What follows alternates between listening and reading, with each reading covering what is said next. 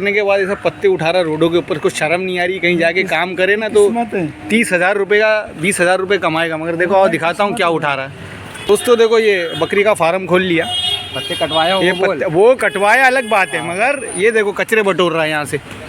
और ये बारिश में कट गया है, ये पेड़ ऊपर से काट के नीचे डाल रहे हैं, तो ये साइड में रख रहा है जाके।